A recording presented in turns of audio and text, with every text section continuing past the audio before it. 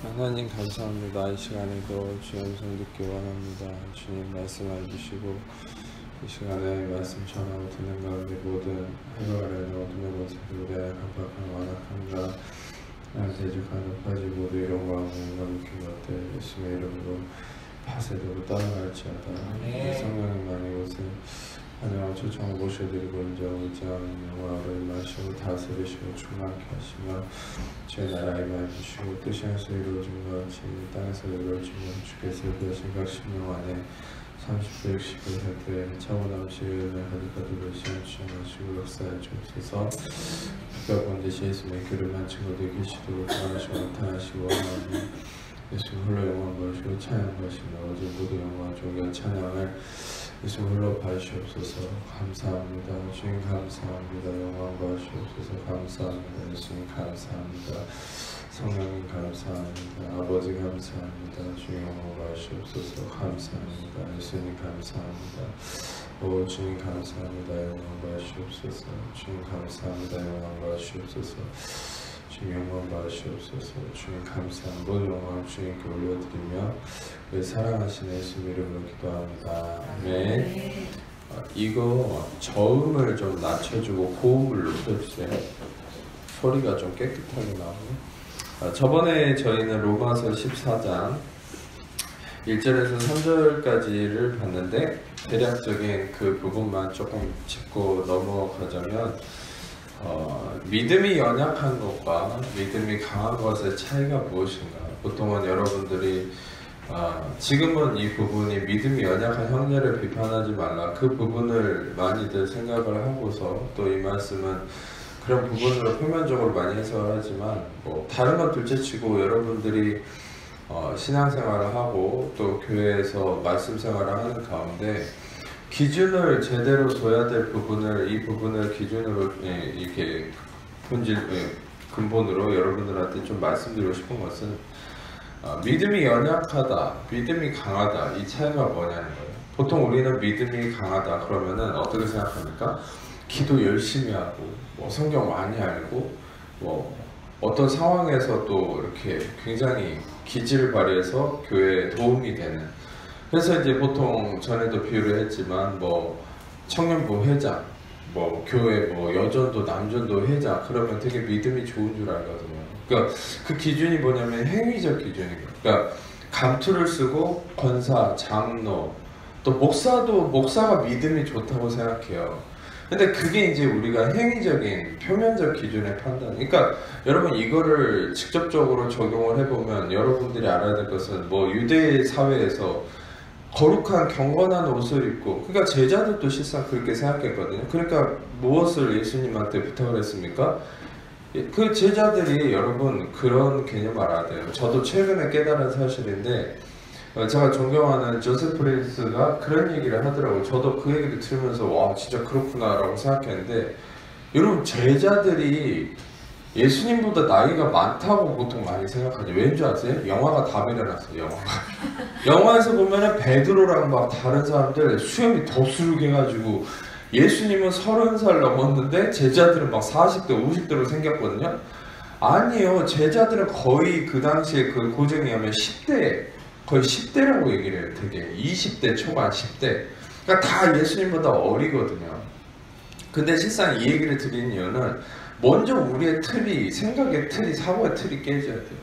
우리가 솔직히 이제 여러분도 아시다시피 우리의 개념이 헐리우드 영화의 개념으로 많이 맞춰져 있어요. 실상 어떤 면에서는 많은 미국인들이 그런 얘기를 합니다. 진짜 미국에 살다 오신 분들 전 미국 한 번도 안 가봤기 때문에 그런 말들이 되게 설득력이 있는데 뭐냐면 미국 사회는 미드에서 나오는 미국 드라마에서 나오나 헐리우드에서 나오는 그런 모습이 아니라는 거예요. 되게 과장된 모습으로 우리는 미국 사회를 많이 본다는 거죠. 자 아무데나 우리 요즘에 보면은 뭐 솔직히 총기 난사 사건이 많으니까 미국 사회는 아무데나 가다가 총 맞아 죽는 거 아니야? 이런 걱정을 하는 경우가 있는데 물론 진짜 만에 하나 그런 일이 생길 수 있어요. 솔직히 그런 경우로 따지면 우리나라에서도 총 맞을 수도 있는 거예요. 그러니까 이 말은 어떤 면에서는 우리는 그 영화나 어떤 미디어 매체의 영향을 받아서 왜곡된 부분이 되게 많다는 거예요. 뭐 싱가포르의 조셉 프린스는 뉴크리스천 처치에서 예배를 드릴 때 놀라운 건 싱가포르나 동남아시아가 한국의 영향을 되게 많이 받아요. 한류 드라마의 영향이 되게 커요. 그래서 조크로 하면서 조셉 프린스가 그 성도들한테 그렇게 얘기를 해요. 뭐 한국 드라마에서나 나오는 모습이다 이런 거는 뭐 그런 식으로.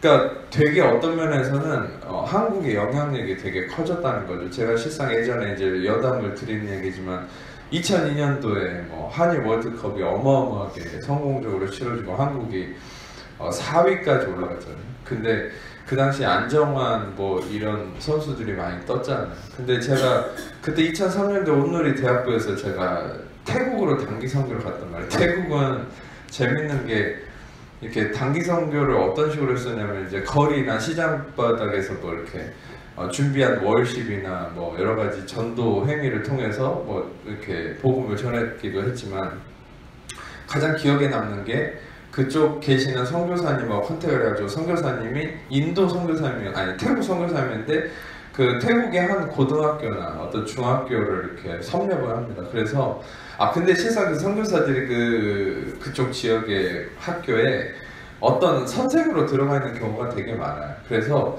자기가 선생이니까 그 학생들 교장을 설득해가지고 강당에 모읍니다. 그러면 우리가 한 1시간 정도 그 준비한 모든 뭐 월십이나 뭐 이렇게 스킷 드라마나 이런 걸 발표를 해요. 그 웃긴 건 뭐냐면 그러고 박수 치고 끝나는 게 아니라 끝나면은 학생들이 모두가 수첩을 들고 저희들한테 달려와요. 그래갖고 그 사인을 받습니다. 굉장히 그 엄청난 태어나서 처음 연예인 대접을 받는. 그러면서 이런 생각을 했죠. 연예인이 이 맛으로 하는구나. 그러니까 우리가 잘나서 저 이제 나중에는 깨달은 게 선교사님이 얘기해 줬어요. 니들이 잘나서 사인 받는 게 아니라 그 예의라는 거예요. 그 뭔가 공연을 가려면 가가지고 이렇게 사인을 해달라고 그래가지고 우리가 이제 그때 그 사인을 해줄 때 Jesus loves you, 뭐 God loves you 이런 식으로 이제 복음을 아주 짤막하게 전하는 또 그런 어떤 표정이나 어떤 그 교감을 통해서 예수님의 사랑을 전하는 그런 선교를 했었는데 그 당시에 이제 여담이라고 그랬잖아요. 그 당시에 이제 그 월드컵의 영향 때문에 엄청나게 한국 사람들을 좋아하는 거예요. 영향을 받고 이제 그게 하나의 또 복음의 통로가 됐던 기억이 있고 그러니까 싱가포르도 보면은 굉장히 한류 드라마 그러니까 한국의 모습이 엄청나게 동남아시아에 많이 지금 퍼져 있다는 거죠. 우리도 미국이나 유럽의 영향을 많이 특히 일본 같은 나라는 되게 영국의 영향을 많이 받아요. 그러니까 유럽의 영향을 많이 받고 그러니까 영향을 다 받는데 그 영향이 뭐냐면 우리는 실상 보고 듣는 것이 굉장히 예민합니다. 그래서 여러분이 보는 드라마, 트렌드에 따라서 뭐 여러분의 사고방식, 옷차림 또 선호하는 뭐 연예인의 뭐 어떤 성향 그런 것들을 되게 청소년들이나 여러분조차도 실상 많이 영향을 받는다. 제가 이 말씀을 드린 이유는 이제 여러분들 실상 우리는 제자들에 대해서도 뭐 되게 나이 많은 사람이라고 생각했지만 원래는 되게 젊은 사람이다. 근데 그 제자들의 부모님이 그러니까 되게 어리니까 그 부모님이 와서 예수님한테 그런 얘기를 했죠. 예수님이 왕권을 잡으면 그러니까 그들은 그 당시까지만 해도 그렇게 생각했잖아요. 예수님이 혁명자다. 유대 이렇게 귀신을 쫓아내고 여러분 율법 안에서는 한 번도 귀신이 쫓겨난 적이 없어요. 그리고 제가 전에도 설교했지만 율법에는 구약에 병이 나으면 뭐 제사장에게 가서 너의 나음 환부를 보이고 주님께 뭐 하나님께 예물을 드려라 이런 율법이 있는데 실상 여러분 그런 율법이 있다 해도 한 번도 유대인들은 이걸 아셔야 돼요. 유대인들은 율법 안에 있는 유대인들은 병이 나은 적이 없어요. 하나님의 고침에 의해서. 그러면 병이 나왔던 기록은 뭐냐? 이방인이었어요. 나아만 장군 이런 사람들. 그러니까 그만큼 율법 아래에 있는 자들은 저주 아래에 있기 때문에 병이 났거나 귀신이 쫓겨났거나 치유받는 이런 기적의 은혜의 역사를 경험할 수 없는 거예요. 근데 그 유대인들을 위해서 예수님이 오셨는데 귀신을 쫓아내고 병이 났고 근데 재밌게도 예수님도 그런 얘기를 하셨잖아요. 나는 유대인들을 위해서 부름을 받았다. 이방 그게 이제 수로보니게 가나니엘에게 그런 얘기를 하시잖아요. 난 이방인들에게 부름받지 않았다. 유일하게 이제 이방인도 2명만 어떤 면에서는 이렇게 드러난 기록 안에서는 백부장하고 가나니엘 2명만 치유를 받았잖아요. 그러니까 이제 실상 예수님은 그동안 저주 아래 있던 유대인들을 자유케 하시는 모습을 보여주신 거죠. 그만큼 예수님 뭘 얘기한 겁니까? 율법 아래서 너희가 얻을 수 있는 게 없다는 거예요. 귀신이 쫓겨나는 것조차, 은혜를 경험하는 치유조차 경험할 수 없다. 그리고 예수 유대인들의 갇힌 것을, 매인 것을 다 자유케 하시니까 그들이 볼 때 어떻습니까? 어마어마한 것이에요. 이건 그동안 아무도 경험할 수 없는 거예요. 그러니까 그것을 딱 경험하고 나서 이제 어떤 결론 내리냐면, 제가 이번 주 수요일날 설교했던 것처럼 영의 것을 육으로 받아버리는 거예요. 그러니까 이제 그게 문제인 거예요. 이 제자들은 왜 3년을 훈련받았는데, 심지어 베드로는 요한복음 6장에 얘기했죠. 영생의 말씀이 여기 계신데 우리가 어디로 갑니까? 그런 고백까지 하고, 주는 그리스도의 살아계신 하나님의 아들입니다. 그런 고백까지 했는데 왜 3년째 됐을 때, 예수님이 십자가에 못 박히셨을 때 왜 다 도망갔을까요? 요한만 빼놓고. 여러분, 중요한 것은, 그래서 우리는 육의 사고방식이 영으로 바뀌는 게 되게 중요하고, 이게 제일 여러분들이 목표로 삼아야 될 말씀 생활의 근본적 목적이라는 거. 말씀 생활은 여러분의 지식의 갈망을 채우는 것도 아니고, 여러분의 어떤 면에서는 소위 잘못된 기준의 믿음의 성장을 이루는 것이 아니에요. 제가 이따가도 얘기했지만, 믿음의 성장이란 여러분들이 그냥 어떤 지식적 갈망이나 마음의 허전함을 채우는 게 아니라, 감성적 어떤 허무함을 채우는 것이 아니라, 여러분들이 믿음의 성장을 이루고 여러분들이 진정한 신앙적 어떤 목표를 성취하는 것은 뭐냐면, 여러분들의 육적 사고방식이 영적인 사고방식으로 바뀌는 거예요. 아멘. 자, 이게 저는 이후에 계속 성령께서 주신 강도 안에서 이걸 되게 강조할 텐데, 제가 계속 얘기했잖아요. 육적 사고방식을 영적 사고방식으로 바꾸는 거. 그래서 제가 수요 예배 때 베드로와 베드로 얘기를 중점적으로 이 부분을 얘기를 해드렸잖아요. 그러니까는 어떤 면에서는 가룟 유다도 마찬가지예요. 왜 예수님은 가룟 유다를 마귀라고 했을까요? 그 성경 기록자도 그를 마귀다라고 표현했어요. 그는 마귀 새끼가, 우리가 심지어는 뭐 비유하는 것처럼 들어갔다 나왔다, 귀신 들렸다, 이런 의미가 아니에요. 육적 사고방식에 사로잡힌 정도에 따라서 그 사람의 생각을 통해 마귀는 역사하는. 그러니까 이 마귀는 그러니까 그 에덴 동산부터 어떻게 활동했는지를 생각해 보세요. 에덴 동산에서부터 하와와 대화를 통해서 하와의 생각에 들어간 거예요. 이해가 되시죠? 하와를 사로잡아 가지고 선악과를 어거지로 먹게 한 게 아니란 말입니다. 하와를 꼬드게 미혹함으로 그의 생각에 들어가서 조장한 거예요. 그러니까 굉장히 여러분들이 조심해야 될 것은, 악한 자의 영향을 받는 자하고는 대화를 하는 게 이제 조심하면 해야 되는 거예요. 영적으로 무장돼 있을 때만 진리만 선포해야지. 여러분들이 그래서 이제 그런 부분들을 지혜롭게 분별을 해야 되는데, 저는 성경적인 기반으로만 여러분한테 지금 얘기를 하고 있습니다. 인간적 경험이 기준이 아니라. 그러니까 여러분, 중요한 것은 하와도 그렇고 성경의 인물들을 다 보세요. 어떤 면에서는 삼손이 왜 들릴라한테 꼬드겨서 자기 힘을 뺏겼을까요? 삼손은 그냥 단순히 정욕에 의해서 들릴라한테 이렇게 마음이 뺏긴 게 아니에요. 대화를 통해서 마음이 뺏긴 거예요. 그의 생각이 들어오기 때문에.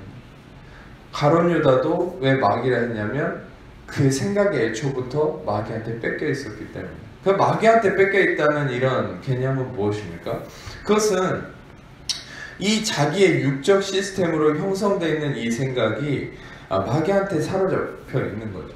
육적 시스템에 내 마음에 그 기반이 형성되어 있을수록, 생각이 형성되어 있을수록 사단은 여러분들을 공격할 수 있는 거리가 많은 거예요. 여러분의 사고방식이 영적 시스템으로 형성되어 있을수록 사단은 여러분들에게 간섭할 수 없다는 사실이에요. 그래서 제일 중요한 건 여러분이 기도를 얼마나 했느냐가 중요한 게 아니에요. 실상 여러분이 얼마나 성경을 아느냐가 중요한 게 아니에요. 여러분, 진짜 저는 그런 분들 많이 봅니다. 실상 교회도 많이 안 나오고, 아직도 끊지 못하는 죄의 습관도 많이 있고, 아직도 세상을 끊지 못하는 모습들이 있는 분들이, 간혹 보면은 그런 분들이 신앙생활 열심히 한 사람보다 어떤 사람이 영적 시스템으로 사고방식이 발달해 있는 분들이 있어요. 진짜. 그런데 그분은 행위적으로는 부족하지만 그분을 통해서 하나님이 때에 따라 역사하는 강력한 그런 진리 역사가 있는 것을 많이 봐왔어요. 여러분, 우리는 그래서 아까 제가 미디어 매체의 영향을 많이 받아서 우리는 그 영향권 안에 사는 것처럼, 우리는 우리가 보고 듣는 그 교회의 신앙 방식, 목사님의 목회 철학에 이제까지 수많은 교리와 신학의 영향을 받았는데, 그 교리와 신학의 기준이 뭡니까? 행위예요, 행위. 보여지는 거, 나타나는 거. 그래서 조금 어떤 목사님이 은사와 능력을 행하면 그분이 절대적인 모범인 줄 안다는 거예요. 그러니까 여러분들, 제가 왜 베드로의 얘기를 그렇게 수요 예배 때 중점적으로 얘기를 했습니까? 베드로가 그런 모양이었다는 거예요. 근데 보여지는 모습은 굉장히 아직도 율법을 벗어나지 못하는 믿음이 연약한 모습이에요. 놀랍죠?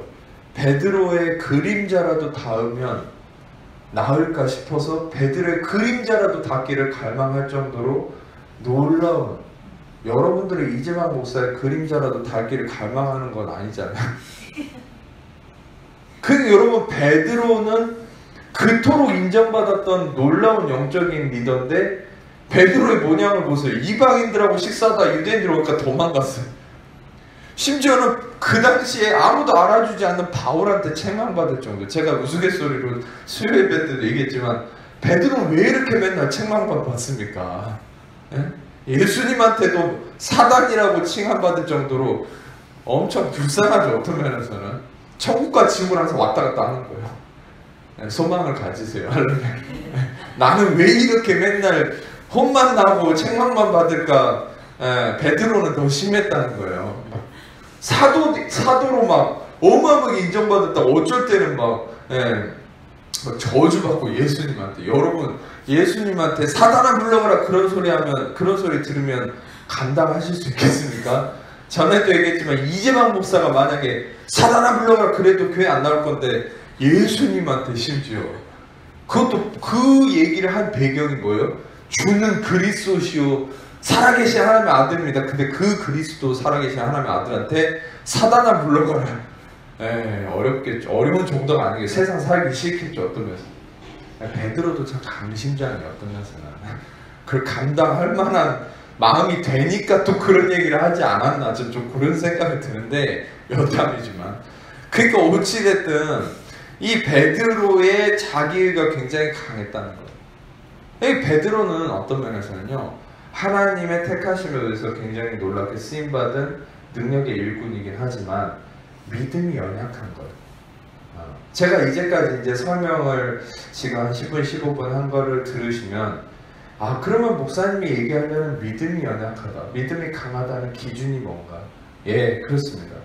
내가 행위적 기준, 보여지는 기준에 신앙이 내 안에 중심이 되어 있을수록, 그것이 무엇입니까? 내 안에 육적 사고방식이 기준이 돼서 나를 사로잡고 있을수록 여러분들은 믿음이 연약한 거예요.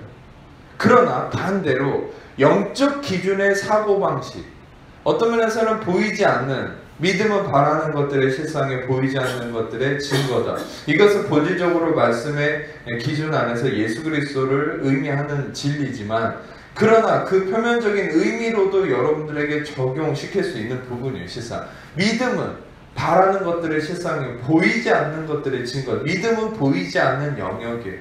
근데 믿음은 내가 보는 거, 행위, 바라는 어떤 나의 육적인 갈망을 채우는 그런 요소의 기준으로, 육적 사고방식으로 생각하면 믿음이 아니라는 거죠. 그것은 율법은 믿음에서 난 것이 아니니, 저번에도 말씀드렸듯이 율법이란 623개의 계명과 10계명만을 의미하는 것이 아니라 보여지는 나의 행위의 업적을 기준으로 삼아가서 나의 힘으로 이루려고 하는 모든 것을 율법이라고 얘기했죠. 그것을 성경에서는 율법의 행위, 율법의 노모스 엘곤, 율법의 행위, 율법의 업적이라고 표현하죠. 그러니까 나의 육적 사고방식을 기준으로 하는 결과물, 그것이 율법이에요. 나의 육적 사고방식과 나의 육적 어떤 시스템의 기반으로 내가 성취를 이루려고 하는 모든 것들, 이루려고 해서 나타나는 모든 결과물이 율법의 결과물이다. 이따가 보겠지만 갈라디아서 5장 4절은 율법의 행위로 의롭다함을 얻으려 한 너희는 그리스도에서 끊어지고 은혜에서 떨어진다. 그러니까 우리는 육적 사고방식에 취해 있을수록 우리는 믿음이 연약한 거예요. 제가 여러분들에게 설계했던 것처럼 영적 기준으로, 영적 사고방식으로 바뀔수록 믿음이 강해진다. 여러분의 행위가 중요한 게 아니라 행위는 따라오는 거다. 아멘. 그러면 여러분들한테 한 가지 제가 말씀드릴게요. 목사님은 행위를 무시하는 겁니까? 행위가 중요한 거 아닙니까? 라고 의문을 품을 수 있지만 제가 백날 설명했잖아요. 행위를 강조하는 사람이 그러면 완벽합니까? 그 사람의 행위가? 아니에요. 제가 보고 지켜본 바로는 행위를 강조하는 사람은 보여지는 부분에서는 완벽하게 보여질지 몰라도 더 큰 죄악을 짓고 더 악한 짓을 하는 게 그게 바로 그런 사람들의 모습인데 그 대표적인 게 가룟 유다의 모습이에요. 네. 여러분 잠깐 이제 제가 오늘 말씀과 소용되는 건 아니지만 제가 여러분들이 이 부분에 대해서 조금 어려움이 있을 수 있다고 생각해서 제가 여러분과 이 부분만 좀 나누고 넘어가려고 하는데 자 복음서를 잠깐 보겠습니다. 그 복음서 요한복음 네. 자 요한복음 12장입니다. 12장 4절에서 6절까지 자 한번 눈으로만 보세요. 시간 관계상 제가 이걸 읽지는 않겠습니다. 4절에서 6절 보면 제가 읽어드릴게요. 예수를 잡아줄 가룟 유다가 말하되 향유를 어찌해서 300데나리온에 팔아 가난한 자들에게 주지 아니하나이까. 이렇게 말하면 가난한 자들을 생각함이 아니고 그는 도둑이라 돈깨를 맞고 거기 넣는 걸 훔쳐간다. 이게 무슨 사건이야? 재밌는 거는 요런 비슷한 사건이 이 나병 환자 이 어떤 다른 누군가의 집에서 일어난 사건과 여기 나사로의 집에서 일어난 사건이 동일하게 적혔어요. 실상 다른 복음서에서는 방금 얘기했던 나병 환자의 집에서 일어난 아주 비슷한 사건이고, 그러니까 두 가지 일이 일어난 거예요. 실상 그게 중요한 것보다 그 다른 복음서에서는 제자들이 다 이렇게 얘기했다고 나왔어요. 실상은 뭐 가난한 자들에게 팔아서 이렇게 하면은 더 좋은데 왜 예수님한테 허비하냐 이런 식으로. 근데 여기서는 가룟 유다가 명시되어 있거든요. 요한만 가룟 유다를 싫어해서 이렇게 적은 게 아니란 말입니다. 제가 생각할 때는 다른 제자들이라고 일컬었던 다른 복음서의 기록은 결국 그것도 가룟 유다인 거예요. 실상 그러니까 다른 제자들을 가룟 유다가 선동했다라고 저는 감동이 들었어요. 여러분 이걸 먼저 생각해 보세요. 다른 복음서에서도 이런 비슷한 구절이 있어요. 한 여인이 향유옥합은 어떤 의미로 했어요? 여기서 마리아도 그렇고 자기 혼수품이에요. 평생을 이 옥합을 모아서요 결혼할 때 이 지창금으로 쓰는 거예요. 이게 자기 재산이에요. 이걸 깨트려서 예수님의 발을 씻어줬잖아요. 닦아줬잖아요. 그만큼 어마어마한 헌신이죠. 근데 옆에 다른 복음서에서는 제자들이라고 나왔는데 그 제자들이 똑같은 얘기를 했어요. 이거를 가난한 자들에 팔아서 주면 더 좋을 건데 왜 허비하냐. 여기서 가룟 유다가 똑같은 얘기를 하죠. 근데 여러분 이걸 생각해 보세요. 다른 제자들하고 있을 때 다른 제자들이라고 표현된 것은 그때도 분명히 가룟 유다가 선동했을 거고, 근데 요한은 딱 집어서 얘기한 거예요. 이자가 마귀이기 때문에 이자가 바로 그렇게 했다. 그러니까 중요한 건 뭡니까? 나중에도 그러죠. 예수님을 팔 그 생각을 가룟 유다의 마음에 마귀가 집어넣었다. 나중에 그렇게 나와. 예수 팔기 전에 기록이. 그러니까 가룟 유다는 왜 예수님을 팔 생각이 들어오고 와 마귀의 생각이 왜 계속 들어오고 막 이런 말도 안 돼. 여러분 향유옥합을 깨뜨린 게 예수님한테 허비하는 겁니까? 근데 지금 이거는 이렇게 얘기하잖아요.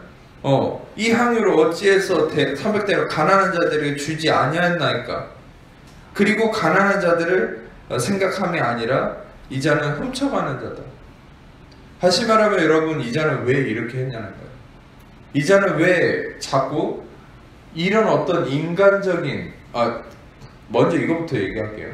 가룟 유다는 어찌됐든 육적 시스템에 이 근본적인 자기의 마음이 육적 시스템에 사로잡혀 있기 때문에 아주 그냥 마귀가 수시로 이 사람의 생각을 사로잡는 거죠. 근데 더 근본적으로는 이 사람은 지금 도둑이라고 표현을 하잖아요. 근데 여러분 여기에는 아주 중요한 영적 진리가 하나 있습니다. 어떤 면에서 이 사람은 돈만 훔쳐가는 게 아니에요. 자, 이걸 알아야 돼요. 사람의 마음을 훔쳐가는. 그러니까 이거는 연관된 인물이 하나 있어요. 그게 압살롬이에요. 압살롬이 다윗은 어떤 면에서는 하나님께 사랑받고 합한 자잖아요. 다윗을 대적한다는 건 그 당시에 이제 성령을 거부하는 거죠. 근데 성령을 거부하는 압살롬의 이 반역, 쿠데타의 행위가 어떤 식으로 처음에 나타난 줄 아세요? 압살롬이 백성들의 마음을 훔쳤다 그랬어요. 훔쳤다. 여러분, 이 자는 마음을 훔치는 자예요. 근본적으로는 돈 이전의 마음을 훔쳐가요. 여러분들은 실상 이 부분에서 되게 중요한 것은 먼저 여러분에게 적용할 필요가 있어요. 어떤 다른 누군가보다. 여러분의 마음을 빼앗기면 안 됩니다. 네.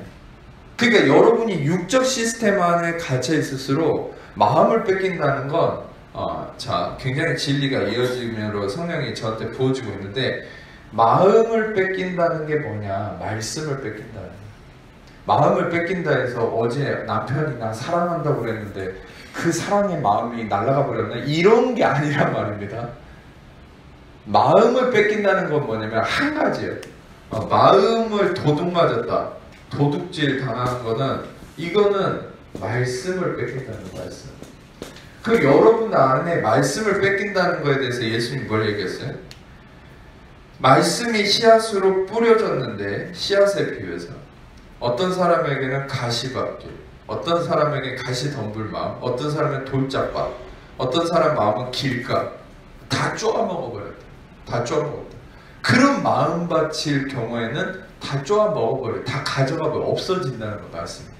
근데 좋은 마음밭에는 30배, 60배, 100배 열매를 맺는. 너희가 좋은 마음밭이 돼야 된다. 이게 무슨 말인 줄 아시겠어요? 예수님 다 가려진 얘기를 하지만 저는 드러난 계시 안에서 이걸 해석해 드리는 거예요. 좋은 마음밭이 돼야 된다는 게 뭐겠어요? 여러분의 사고방식을 영적 시스템으로 바꿔야 돼요. 제가 영적인 얘기를 하면 육으로 받는 게 아니라 영적인 얘기를 하면 영어로 받아야 된다. 네. 예수님이 그래서 요한복음 6장에 그게 나타난 거예요. 제자들의 모습에도 그게 나타난 거예요. 왜 하나님 나라 일을 얘기하는데 제자들은 혁명자로 볼까요? 예수님. 왜 사회개혁자로 볼까요? 영을 육으로 봤기 때문에. 네. 예수님의 그 하나님 나라의 것을 이 땅의 것으로 받아버리기 때문에. 그래서 여러분 한국교회는 능력을 잃은 거예요. 왜? 하나님 나라의 것을 이 땅의 것으로 받아서 하나님 나라의 것을 어떤 면에서는 그게 율법을 어긴 거예요. 망령되이 일컬은 거예요. 하나님의 이름을. 네. 자, 여러분 중요한 것은, 자, 이거부터 좀 더 설명하겠습니다. 마음을 도둑맞는 게 말씀을 빼앗기는 거다. 여러분들은 왜 은혜가 얼마 안 간다, 이게 감정적 개념으로 은혜가 차올랐는데 이렇게 스며든, 이게 뭡니까? 새 나간다는 개념으로 생각하는데, 수련회에서 은혜 받은 거든, 부흥에서 은혜 받은 거든, 말씀 세미나에서 은혜 받은 거든, 그 다음 날이든 그 다음 날이든 여러분들이 어떤 상황에 이르러서 뭐 화를 내버리거나 또 여러분들의 삶에 죄악이 나타났을 때 뭔가 새 나간 것처럼 이렇게 뭡니까? 느낌이 사라질 경우에 그것을 은혜를 소멸했다, 이런 식으로 많이 표현하잖아요. 근데 본질은 그거예요. 말씀을 빼앗긴 거예요. 그러면 반대로 여러분이 아무리 죄된 습관이 나타나고 화를 내고 평정심을 잃었다 해도 여러분들은 은혜가 소멸되지 않을 수 있어요. 할렐루야. 그게 뭐냐면 말씀을 뺏기지 않으면 돼요. 그러면 목사님 말씀을 뺏기지 않으려고 우악 이를 악물고 버티면 안 뺏길 수 있을까요? 그러니까 말씀을 뺏기는 순간이 언제인지 아세요? 말씀을 도둑맞는 순간은 뭐냐? 그것은 나의 의가 일어날 때, 다시 율법의 행위가 나를 지배할 때, 다시 내가 선악과를 먹는 자가 되었을 때, 다시 내가 삶의 주체자가 되고 다시 그리스도의 의가 아닌 나의 의가 나를 지배하기 시작할 때, 그때 우리는 말씀을 도둑맞는 거예요. 그래서 잘 생각해 보세요. 지금 엄청난 진리가 계속 막 퍼부어지고 있는데, 그게 뭐냐면 갈라디아서 2장에 그 몰래 들어온 거짓 교사들이 있었다고 그랬잖아요. 바울이 갈라디아서 1장을 보면은 굉장히 책망을 하면서 내가 너에게 전한 복음에 다른 복음을 전하면 저주를 받는다. 천사라도 저주를 받는다. 왜 너희가 처음 것에 거하지 않고 다시 육체로 돌아가냐. 성령으로 시작했다가 육체로 마치겠느냐. 막 책망을 하면서 이거는 다 몰래 들어온 거짓 교사들의 말을 너희들이 받아들인 거다. 근데 거기서 몰래 들어왔다는 파레스 에르코마이, 딱 이 단어는 2번 쓰였어요. 그 언제 한 번 쓰였냐. 로마서 5장 20절에 율법이 온 것은 범죄를 더하게 하려 합니다. 율법이 온 것은 파레스 엘코마이, 거기랑 갈라디아서 2장에 거짓 교사들이 들어왔다. 몰래 들어왔다. 파레스 엘코마이. 이 몰래 들어왔다는 게 어떤 의미냐면 의도치 않게, 그러니까 하나님의 어떤 이 거룩한 이 하나님의 인도하심을 거스르고 침투한 거라는 거예요. 그러면 하나님의 섭리를 벗어날 수 있는 게 있을까? 이거는 하나님의 주권성의 훼손을 의미하는 것이 아니라, 신경 쓰지 마세요.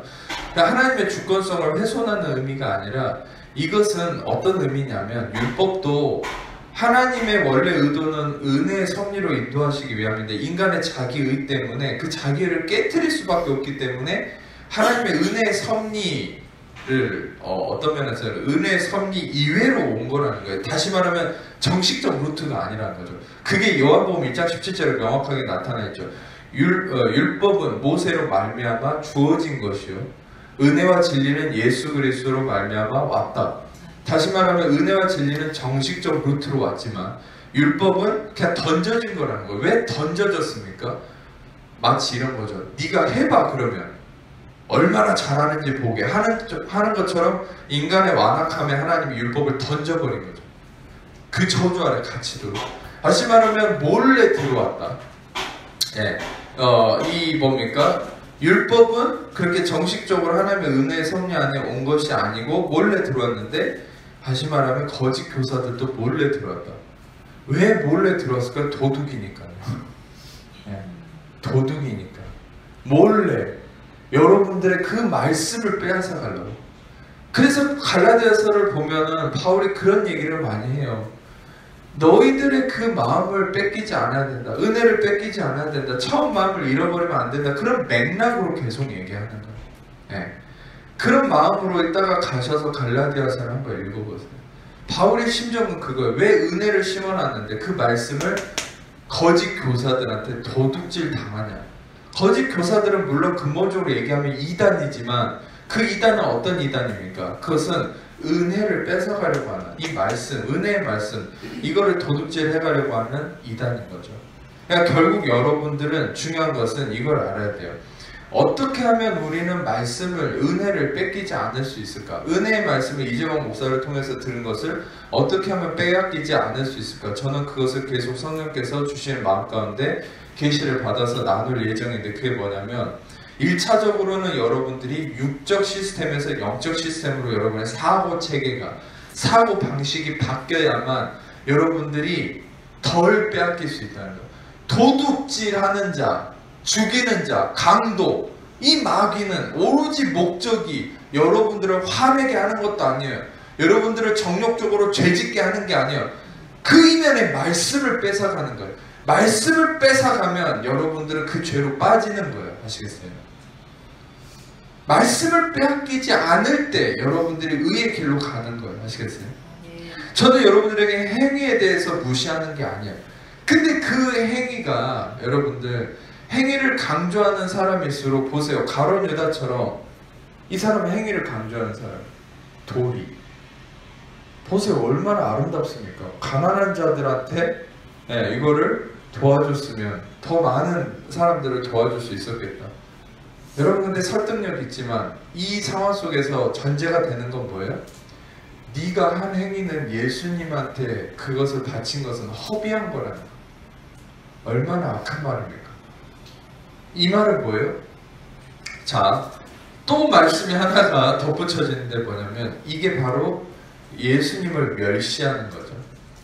이 멸시라는 게 뭐냐면 이사야서 53장에 예수님이 어떻게 고난을 받으셨다고 얘기했습니까? 그는 멸시를 받아 고난을 받고 우리의 질고를 지고 십자가를 지셨다. 예수님은 멸시를 받으셨죠. 그 멸시를 받으셨다는 것은 히브리어로 바자라는 말이에요.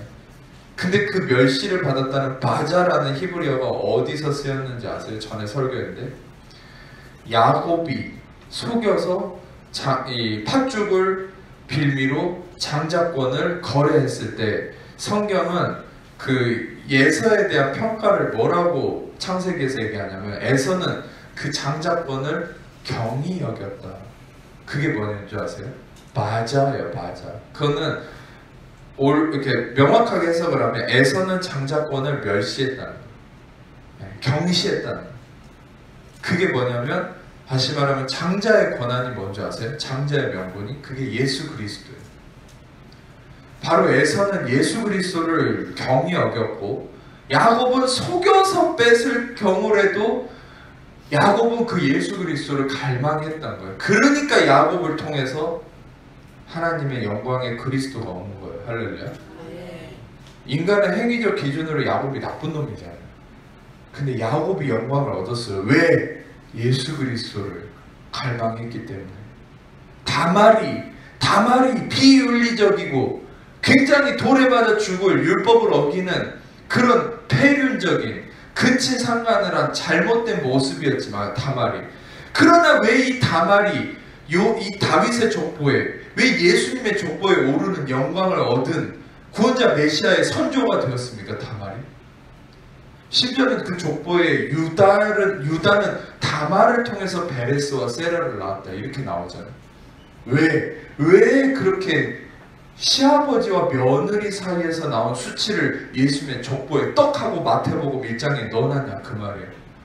마태복음은 실상 유대인들을 목적으로 쓴 복음서 중에 복음서고 마태복음은 실상 그 유대인의 왕으로서 오신 예수님을 강조하기 위해서 쓴 책인데 근데 왜 그것도 1장에 들어가자마자 근친상간의 내용을 시아버지와 며느리의 수치스러운 내용을 걷다 썼단 말이에요.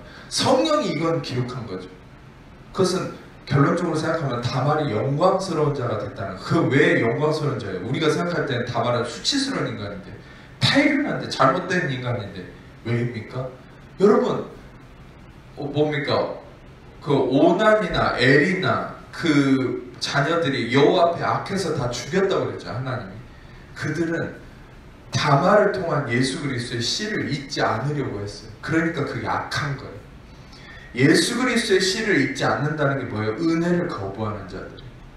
결국 유대인들도 은혜를 거부했기 때문에 저주에 빠져서 그래서 예수님이 죽으실 때 그 심판장에 있을 때 뭐라 했으면 그 피를 우리한테 돌리소서 해서 저주받고 나중에 전 세계로 흩어지고 나치의 대학살이나 유대인의 그 아픔이 어디서 온 거예요? 자기가 은혜를 거부한 저주를 받은 거예요. 은혜를 거부한 자는 그 저주가 어마어마한 거예요. 실상. 근데 여러분 생각해 보세요. 이 다말은 엘이나 오난이 그 은혜를 거부하고 씨를 거부하고 저주를 받아서 죽었어요. 여호와 앞에 악하다고 평가하고. 근데 다말은 보세요. 끝까지 이 씨를 믿고자 하는 열망. 그게 어떤 인간적으로 나는 아들을 낳아야 되겠다 이런 게 아니에요.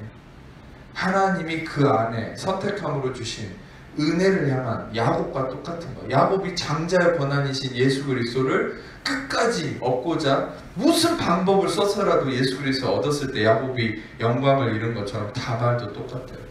다말도 어떤 방식을 통해서든 예수 그리스도라는 씨를 자기가 잊겠다. 근데 결국에는 다말을 통해서 예수 그리스도가 왔잖아요.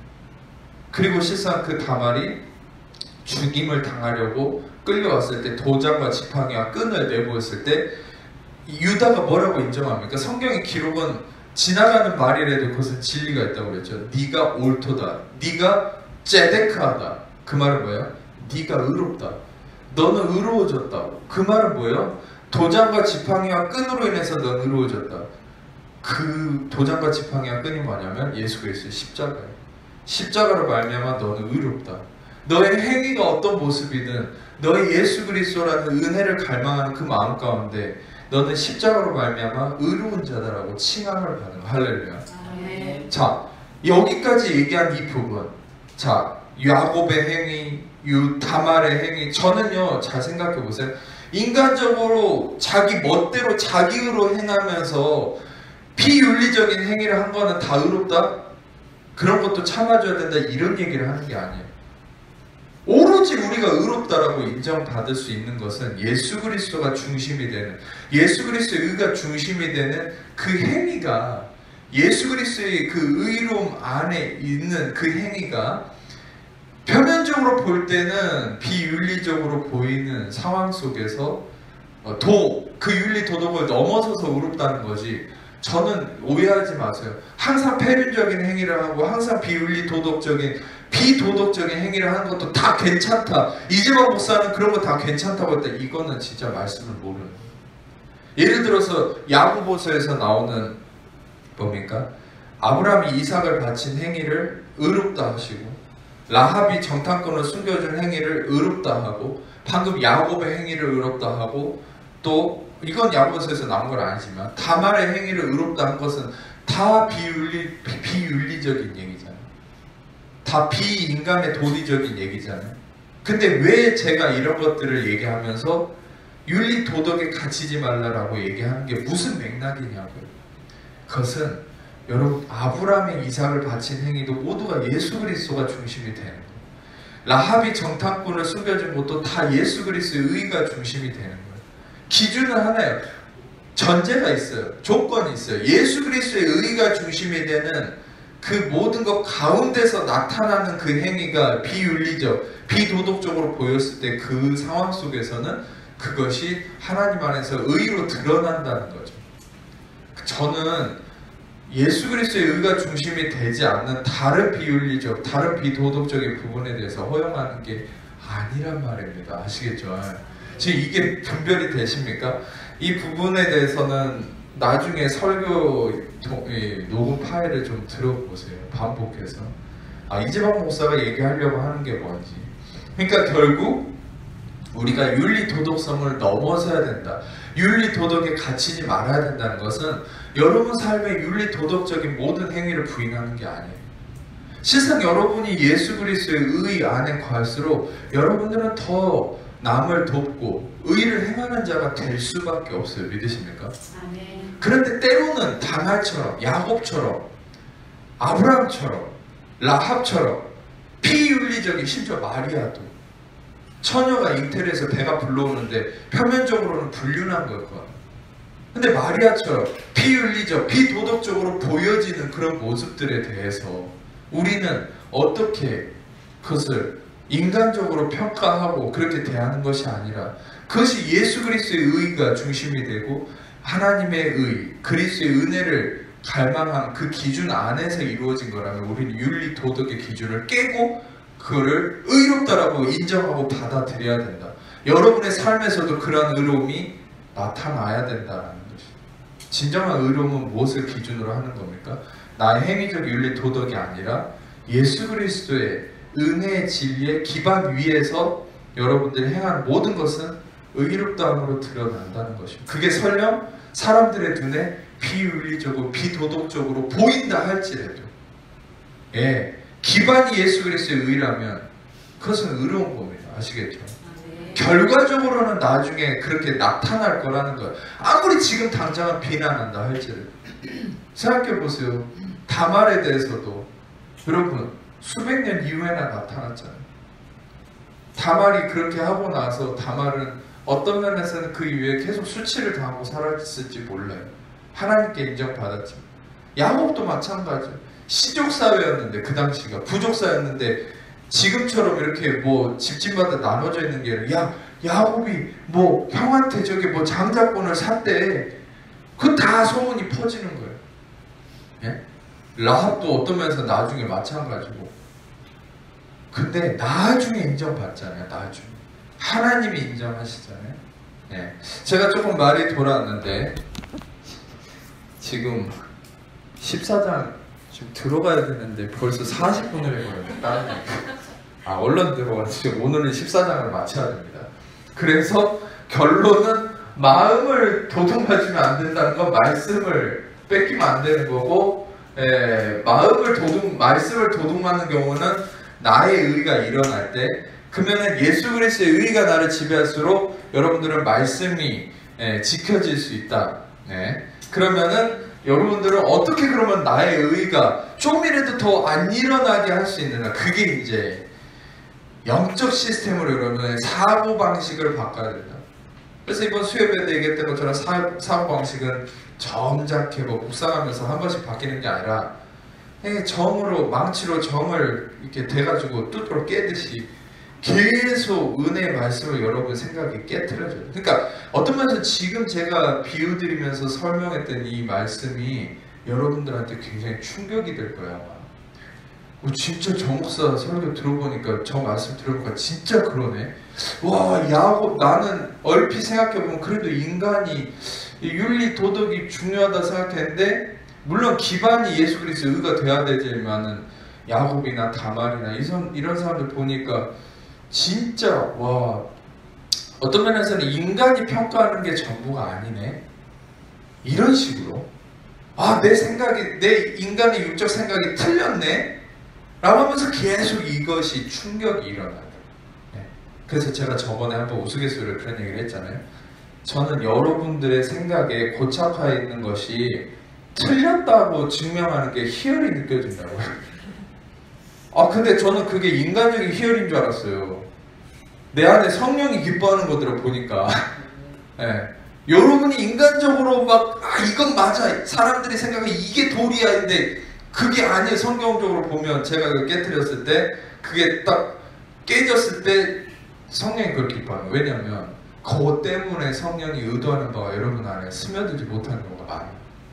실상 말씀이, 은혜 말씀이 흘러가는데 여러분 안에 걸리적거리는 인간적 도리와 윤리성이나 여러분이, 그게 바로 나의 의죠. 그래서 여러분들은 항상 이재용 목사의 설교에 대해서 왜 여러분이 신뢰할 수밖에 없습니까? 말씀이 근거가 되기 때문이잖아요. 항상 그 말씀을 근거로 나의 의가 아닌 그리스도의 의의 기반의 삶이 되시기를 축복합니다. 일단 여기까지만 제가 이제 마무리하고 다시 로마서 14장으로 넘어가서, 그래서 요것만 결론 줄게요. 믿음이 약하다는 건 뭐냐? 아직도 나의 의와 나의 행위적 기준에 매여 있는 자가 믿음이 약한 거고, 믿음이 강한 자는 행위는 좀 부족하더라도 그의 사고체계가, 영적 사고체계로 인해서 그리스도의 의, 은혜 중심의 사고방식이 돼 있다면, 그리고 영적인 사고방식이 돼 있다면 믿음이 강한 자다. 그래서 그런 맥락으로 이제 말씀을 좀 보았으면 좋겠어요. 로마서 14장 5절에서 8절까지 한번 읽어주세요. 시작. 어떤 사람은 이 날을 전날보다 낮게 여기고 어떤 사람은 모든 날을 낮게 여기라니 각각 자아로 정할지어다. 나를 중히 여기는 자도 주를 위하여 중히 여기고 먹는 자도 주를 위하여 먹으니 이는 하나님께 감사하며 먹지 않는 자도 주를 위하여 먹지 아니하며 하나님께 감사하느니라. 우리 중에 누구든지 자기를 위하여 사는 자가 없고 자기를 위하여 죽는 자도 없도다. 우리가 살아도 주를 위하여 살고 죽어도 주를 위하여 죽나니 그러므로 사나 죽으나 우리가 주의 것이로다. 네, 아멘. 솔직히 저도 여러분 속을 압니다. 이 말씀들을 많이 봐왔지만 도대체 이게 무슨 말인가? 갑자기 뭔 날이 중하고 뭐 먹는 거 얘기했다가 갑자기 주를 위해서 살아야 된다 이런 소리를 해대니까 이게 도대체 무슨 말인가 라고 이제 굉장히 골머리를 앓는 분들이 많이 있다는 것이죠. 근데 이제 여러분들에게 이 말씀의 핵심을 말씀드리면 굉장히 많은 은혜가 될 거라고 생각하는데, 자 5절을 보시면 나를 중하게 여긴다 이런 게 무슨 의미일까요? 이것은 어떤 면에서 요것과 이어지는 거예요. 골로새서 2장 16절에서 19절. 근데 눈으로 한번 보세요. 골로새서 2장 16절을 일단 보세요. 골로새서 2장 16절을 보시면 그러므로 먹고 마시는 것과 절기나 초하루나 아닌 시기를 이유로 누구든지 너희를 비판하지 못하게 해라. 여기서 무슨 말이 나옵니까? 절기나 초하루나 안식일. 율법은 굉장히 나를 중하게 여겨요. 어떤 날. 근데 여러분 제가 이 날이라는 거에 대해서 설명을 했죠. 히브리어로는 창세기 저번에 원어 설명을 해드리면서 낮이라고 칭하는 거를 용이라는 히브리어는 데이라는 말인데 이거는 날이라는 말입니다. 날. 그러니까 원래 이 날을 중히 여긴다. 절기나 초하루나 안식일이라고 해서 무언가 날을 지키고 안 지키고는 그 본질이 바로 그것은 무엇을 의미한다고 했어요? 빛을 낮이라 칭하시고 그 빛은 예수 그리스도라고 했죠. 빛을 낮이라고 칭한다. 빛을 용이라고 했다. 그 말은 뭐예요? 날이라는 것은 바로 그 본질이 예수 그리스도라는. 그래서 저는 이런 말씀을 드렸어요. 이재용 회장이나 여러분이나 돈의 차이는 있지만 주어지는 날은 다 똑같다. 그리고 그 날은 예수 그리스도인데 이재용 회장도 빌 게이츠도 트럼프도 여러분도 저도 그 말은 즉 모두에게 예수 그리스도가 다 주어졌다는. 근데 어떤 자는 뭐 이재용 회장이나 트럼프가 예수 믿는지 안 믿는지 모르겠어요. 근데 어떤 자는 적어도 여러분과 저는 예수 그리스도를 받아 누리잖아요. 그러니까 주어지긴 다 주어졌어요. 근데 그런 사람들은 안 받아들였어요. 몰라요. 그러니까 못 누리는 거예요. 돈은 누릴지 몰라요. 근데 은혜이신 예수 그리스도를 못 누려요. 근데 우리는 주어진 예수님을 누리고 있잖아요. 그게 돈을 누리는 것보다 더 비교할 수 없을 만큼의 영광이라는 거예요. 이걸 깨닫으면 여러분 안에 부유함의 역사가 나타납니다. 와, 놀랍죠? 동일한 날이라는 이거는 표면적으로는 시간이 다 똑같이 주어졌다고 생각했지만 빛을 낮이라고 칭하셨다. 이 빛은 예수 그리스도고 우리는 하루하루가 다 예수 그리스도라는 생명의 떡이 주어졌는데 그래서 만나도 매일 그날 분만 주신 거예요. 만나가 뭘 상징합니까? 예수 그리스도. 그러니까 다시 말하면 모든 진리가 이어져 있는 거예요. 만나도 예수 그리스도. 그러니까 하루하루 일용할 양식. 예수 그리스도가 매 순간 이 은혜가 여러분에게 매일같이 부어진다. 은혜 위에 은혜다. 은혜 위에 은혜다. 너희는 다 충만한 데서 받으니 은혜 위에 은혜다. 요한복음 1장 16절이죠. 그 은혜 위에 은혜다는 게 은혜가 쌓인다는 게 아니라 은혜가 대체된다. 매일 새로운 은혜가 부어진다. 아멘. 매일 예수 그리스도가 여러분에게 일용할 양식으로 부어진데 그걸 예수님을 몰라서 못 누리는 자는 잃어버리는 거죠. 이재용 회장이든 트럼프든 뭐 사우디의 국왕들이든.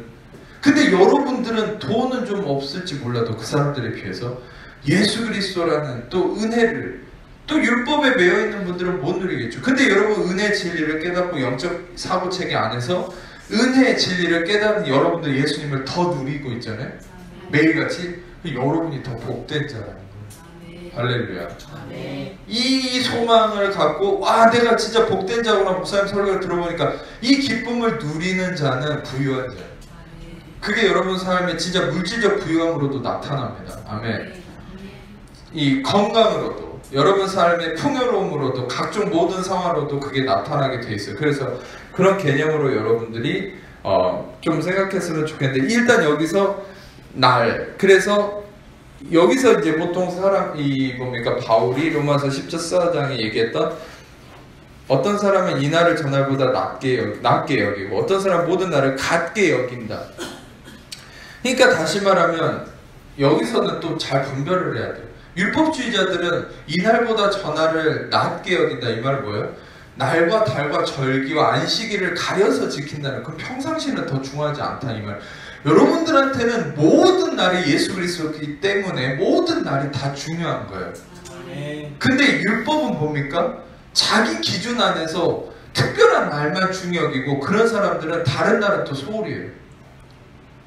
그게 이런 형태로 나타나요. 기도할 때만 열심히 하는데 기도 안 할 땐 지멋대로 살아요. 진짜 제가 그 기도 많이 한다는 사람들 경험해보고 저도 막 옛날에 하루에 10시간씩 기도해보고 막 그렇게 신앙생활도 해봤는데 정말 사람이 무슨 하나님 앞에서 사기꾼처럼 돼버려요. 기도할 때만 영적으로 하지 나머지는 지 멋대로 생각하고 사는 거예요. 기도가 잘못됐다는 게 아니에요. 잘못된 기도에 대한 개념, 잘못된 신앙생활, 잘못된 영적 토대, 그게 바로 잘못된 사고체계죠. 그게 이제 사단한테 속아서 기도할 때 외에는 사단이 노리고 와가지고 그 사람을 더 쥐는 거예요. 생각이 잘못되어 있으니까. 그런 사람들 많아요 지금. 여러분 주변에도 있을 수 있어요. 근데 여러분 중요한 것은 여러분들이 어떤 의미로 이것을 봐야 되냐. 어떤 사람은 모든 날을 같게 여긴다. 이것은 어떤 면에서 율법에 대해서 좀 자유한 사람들을 얘기한 거예요. 예.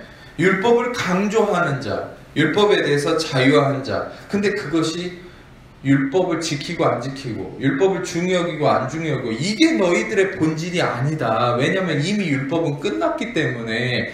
그래서 6절을 보면 나를 중히 여기는 자도 주를 위해서 중히 여기고 먹는 자도 주를 위해서 먹으니 이는 하나님께 감사하고 먹지 않은 주를 위해서 먹지 아니하며. 자 보세요. 우리 중에 누구든지 자기를 위해 사는 자가 없고 자기를 위해 죽는 자가 없느니 살아도 주를 위해 살고 죽어도 주를 위해 죽나니 살아 죽으나 주의 것이다. 여러분 놀랍지 않습니까? 초점을요 어떤 보여지는 형태의 날이나 지키는 것이나 먹는 것과 마시는 것이 아니라 초점을 예수 그리스도에게 맞춰버리는 거예요. 모든 게 다 예수 그리스도. 지금 제가 여러분들에게 방금 얘기했던 빛을 낮이라 칭하시고, 그러니까 그게 날이고 그게 요미고 그게 바로 우리는 모든 날이 예수 그리스도가 중심이고, 그게 제가 방금 설명했던 거랑 똑같은 얘기를 하는 거예요. 지금 사나 죽으나 우리는 다 주의 것이고 주를 위해 산다.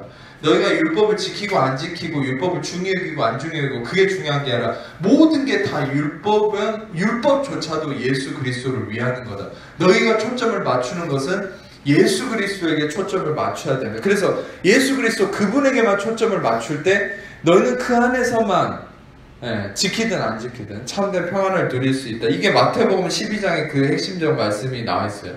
마태복음 12장을 잠깐 보겠습니다. 이게 시간 관계상 그 마태복음 12장 눈으로 한번 보세요. 5절부터 8절까지만 보면은, 자, 안식일에 제사장들이 성전 안에서 안식을 범하여도 죄가 없음을 너희가 율법에서 읽지 못하느냐. 그러니까 안식일에 밀밭 사이로 예수님께서 가시고 제자들이 시장에서 이삭을 안식일에 잘라 먹었어요. 바리새인이 뭐라 했냐면 당신의 제자들이 안식일에 하지 못할 일을 한다, 이렇게 비판을 하는 거예요. 율법을 가지고 정죄하는 거죠. 그러니까 예수님이 야, 안식일에 제사장들도 성전 안에서 안식을 범하여도 죄가 없음을 너희가 율법 안에서 읽지 않았냐. 그리고 심지어 뭐라 얘기합니까? 다윗도 다른 이 똑같은 기록을 위에도 있네요. 다윗이 자기와 함께 시장한 자들과 함께 그 성막에서 진설병을 먹었다. 안식일날. 그리고 7절에 이렇게 얘기해요. 나는 자비를 원하고 제사를 원하지 아니하고 무죄한 자를 정죄하지 아니하였다. 심지어 이것을 하나님은 무죄한 자다고 얘기하는 거예요. 안식일을 어겼는데. 그게 뭐예요? 이 안식일을 행위로 지키는 게 안식일을 지키는 게 아니라 안식일의 주인, 마지막에 보세요. 8절에 인자는 안식일의 주인이다. 안식일의 주인이신 예수 그리스도를 마음에 품고 본질이신 예수 그리스도의 진리 안에서 행하는 자는 안식일을 어겨도 어긴 게 아니라는 거예요. 이해가 되십니까? 예수님의 지금 말씀의 맥락은 그거예요. 안식일의 주인은 네가 아니라는 거예요. 네가 지키고 안 지키고 그걸 따지는 거는 안식일의 주인이 너라고 인정한다는 거예요. 근데 안식일의 주인은 나인데 내가 본질이 돼서 나의 어떠함을 의지하면서 하는 것은 안식일을, 모든 것이 그게 안식일을 지키는 거라는 거예요. 근데 그래서 다윗이 진설병을 먹은 것도, 성막에서 제사장들이 뭔가를 하는 것도 그 안식일을 범한 게 아니다. 왜요? 그들은 본질이신 예수 그리스도를 중심으로 삼았기 때문에. 다윗도 진설병을 먹었다는 게, 진설병이 예수님의 몸을 상징하는 거라 했잖아요. 예수님을 먹은 거죠. 안식일은 예수 그리스도 행위의 어떠함을 가지고 지켰냐 안 지켰냐를 따질 수 있는 게 아니라 예수 그리스도의 의가 본질이 되고 예수 그리스도를 중심으로 여러분이 마음에 품고 무언가를 행한다면 그것이 안식일을 지키는 거다라는 이런 본질적 의미를 얘기한 것이죠. 자, 이 말씀을 기반으로 생각해 보세요. 바로 그것이 로마서 14장 5절에서 8절이 얘기하는 바예요. 안식일의 주인은 예수 그리스도다. 바로 너희가 나를 중히 여기고 갖게 여기든 뭘 지키든 안 지키든 그 본질은 예수 그리스도께 있다. 너희의 시선을 예수 그리스도에게 두고 예수 그리스도가 무엇을 원하시는지를 보라. 할렐루야. 어떤 분들은 주일날 돈 쓰지 말아야 된다 그런 사람도 있는데 성령께서 쓰라고 하면 마음대로 쓰세요. 할렐루야. 마음껏 쓰세요. 평소보다 더 쓰세요. 주일날. 네? 어떤 분들은 주일날 놀러 가면 안 된다고 하는데 예배는 드리고 말씀은 듣고 마음껏 놀러 가세요. 성령이 원하시는. 그러니까 그거예요. 저도 그랬어요. 어릴 때 저희 어머니가 율법 안에 있을 때 어릴 때 돈 쓰지 마라. 제가 아직도 기억이 나요. 저희 아버지랑 어머니가 싸운 게 진짜 얼마나 그게 강력했으면 지금도 기억나겠어요. 진짜 어릴 때인데 초등학교도 들어가기 전에 뭐라고 싸웠던 기억이 있냐면 어머니가 그렇게 아버지한테 잔소리를 하는 거예요. 주일날 돈 쓰면 안 돼, 돈 쓰면 안 돼, 돈 쓰면 안 돼. 그랬더니 아버지가 그럼 주일날 아파 죽어도 약도 못 사 먹나? 그냥 어머니 뭐랬냐? 그럼 죽어. 와, 제가 그때 듣고 저도 어린 나이에 뭐 저런 논리가 다 저런 말을 할 수가 있지? 그리고 어떤 사람들은 그래요. 주일날 돈 쓰지 말라 어떤 교회는 그러면 차가 없는 사람은 지하철 버스 타고 가야 되는데 택시 타고 가야 되는데 그럼 돈 쓰잖아요. 그러면 예배 드리러 가는데 쓰는 돈은 괜찮다. 그게 무슨 기준이 어디 있어요? 돈을 쓰지 말라고 했으면 아예 쓰지 말아야지. 예수님처럼 살인하지 말라고 했으면 마음으로도 미워하지 말아야지. 그러면 어디까지는 되고 어디는 안 된다. 이게 말이 되냐고요. 그러니까 지금 율법을 주장하고 사람의 행위를 강조하는 교회들에서 얘기하는 말들은요. 근거가 없어요. 근거가. 그 법은 어디서 나온 건지 아세요? 목사 머리통에서 나온 거구나. 목사 지 머리통에서 나온 것이 마치 하나님의 법인 양 얘기하는 그게. 그러니까 제가 매번 제 설교만 듣고 제 설교를 신뢰해야 된다는 게 이제만 잡았다는 게 아니라 저는 말씀에서 얘기한 것만 갖고 얘기하잖아요. 이거는 믿으시죠? 네, 이거는 믿는 게 아니라 다 믿어야 됩니다. 근데 어쨌든 여러분 저는 말씀에 있는 것만 갖고 얘기하는 바예요. 그게 뭐냐? 지금도 보세요. 우리는 무엇을 지키고 안 지키고가 중요한 것이 아니라 주를 위해 살고 주를 위해 죽는다. 그분이 본질, 그분의 의가 본질이 되어야 됩니다. 예, 할렐루야.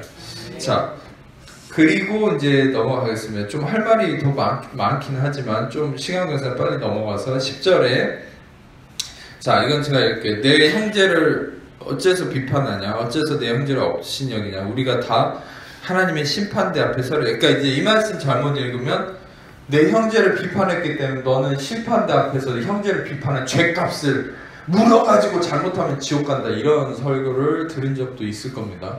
근데 이제 여기서 하나를 설명을 해드리고 싶어서 이 부분을 이제 짚어가려고 하는데, 여기서 심판대라고 하는 말이 뭐냐면 헬라어로는 베마라는 거예요. 베마라는 심판대는 뭐냐면, 자, 여러분이 옛날에 벤허라는 영화 리메이크도 해서 나왔는데 최신판이, 벤허라는 영화를 보거나 고대 고증에 의하면 올림피아라고 해서 올림픽 같은 운동 경기를 하면 그 승자가 이제 1, 2, 3위 해가지고 올라가잖아요. 근데 면류관을 줘요. 월계관을 줄 때 그 월계관을 헬라어로 스테파노스라고 하는 월계관을 줍니다. 면류관. 이 면류관을 어디서 수여하냐면 베마에서 수여하는 거예요. 베마. 그러면 이 베마는 뭐냐면, 이 베마는 죄를 정죄하고 뭐 법정에서 뭐 이 사람 뭐 범죄자냐 아니냐 이걸 판결하는 게 아니라 상을 수여하는 것이고, 다시 말하면, 쉽게 말하면 백보자의 심판대다. 계시록에서 나오는 백보자의 심판대는 뭐냐면 상급을 수여하는 곳이지 죄인이냐 아니냐를 판결하는 곳이 아니란 말이에요. 그 사람의 행위대로 상급을 주는. 그러니까 상급이라는 게 뭐냐면 여러분들이 지옥 가냐 천국 가냐를 결정하는 곳이 아니라, 여러분들이 이 땅에서 여러분들이 뭐 순교자가 됐든 하나님 앞에서 어떤 것을 했든 다 각자에게 부여되는 상급이라는 게 있어요. 그 상급은 여러분들의 어떤 상점 같은 거예요. 그러니까 벌점은 없어요. 벌점에 가서 지옥 보내는 이런 개념이 아니에요. 상점을 주는, 상점에 대해서 상급, 상품을 주는. 그러니까 여러분 예를 들어서 어린이 이렇게 부서를 보면 달란트 시장 하잖아요. 달란트 시장에서 넌 오늘부터 벌점이 많으니까 교회 나오지 마, 넌 저주받을 거야, 이런 게 있습니까? 달란트 시장은 상만 주잖아. 똑같은 거예요. 배만 여기 심판 때는 달란트 시장이에요. 여기는 그냥 무조건 그 사람에게 있는 플러스 점수에 대한 예비된 스테파노스만, 이 면류관만 부여되는 곳이에요. 그러니까 이 말은 뭐예요? 자, 형제를 비판해서 문제가 있고, 아래를 보면은 이제 11절 12절에도 그런 얘기가 나오죠. 예. 뭐 우리가 자기 일을 하나님 앞에 짓고 하나, 그러니까 자기 행위에 대해서, 또 자기가 잘못한 거에 대해서. 이 말은 뭐냐면 잘못한 부분에 대해서는 징계가 가고 이게 아니라 그것들을 판결함을 통해서 잘한 부분들에 대한 상급만 주어진다. 그러니까 이게 어떤 면에서는 율법적 사고방식에 있는 사람이 성경을 표면적으로만 봤을 때는 이 심판대를 저우주의 심판대, 지옥의 심판대로 볼 수밖에 없다. 근데 참된 진리와 은혜의 관점에서 볼 때는, 정확한 원어적 관점과 성경적인 정확한 고증 안에서 볼 때는 이 심판대는 여러분의 상급의 심판대다. 그래서 여러분이 이 말씀을 보고 두려워하지 마세요. 예. 하나님은 이미 여러분들을 의인으로 정하셨어요. 아멘. 그러나 의인으로서 여러분이 이 땅에서 한 것에 대한 상급이 따로 주어지는 백보자의 심판대, 그것을 의미하는 바가 방금 여기 나오는 부분이죠. 그래서 형제를 비판하고 형제를 업신 여기느냐, 우리가 다 하나님의 심판대 앞에 서리라. 우리는 다 상급을 받는 자고, 우리는 하는 행위에 대해서 상을 받는 자다. 이 말은 뭐예요? 심판대 앞에 설 거니까 너는 잘못하면 비판하면 죄 짓고 지옥 간다, 이 말이 아니라 그렇게 비판하지 마. 오히려 형제들을 사랑해 줘야지. 그래야 그 상급에 대한 상이 있을 거 아니냐, 이 말이라는 거예요. 이 말은 또 오해하지 마세요. 형제를 율법적으로 형제를 사랑해야 네가 의로워진다, 그런 말이 아니라 이미 너는 의인으로서 형제를 사랑하고 아끼고 비판하지 않고 용납할 때, 그때 너는 어떻게 된다는 거야? 상급이 있을 거라는 거야. 심판대 앞에서. 그런 의미로 어떤 플러스적인 요소의 방향을 제시한 거다라는 거죠. 자, 14절을 보겠습니다. 14절을 보시면은, 내가 주 예수 안에서 알고 확신하노니 무엇이든지 속된 것이 없을 때 다만 속되게 여기는 그 사람은 속되니라. 네. 자, 속된 것이 없을 때 그 사람이 속된 것이 없을 때 그 사람에게는 속되게 여기는 그 사람에게는 속된다. 자, 이 말씀이 무엇과 상통이 되냐? 일단은 말씀을 하나 또 다른 거를 보겠습니다. 마가복음 16장 17절에서 18절, 이 말씀은 중요한 말씀이니까 제가 자주 인용하는 말씀이고 한번 같이 읽어보겠습니다. 마태복음 16장 17절에서 18절 읽어보겠습니다. 시작.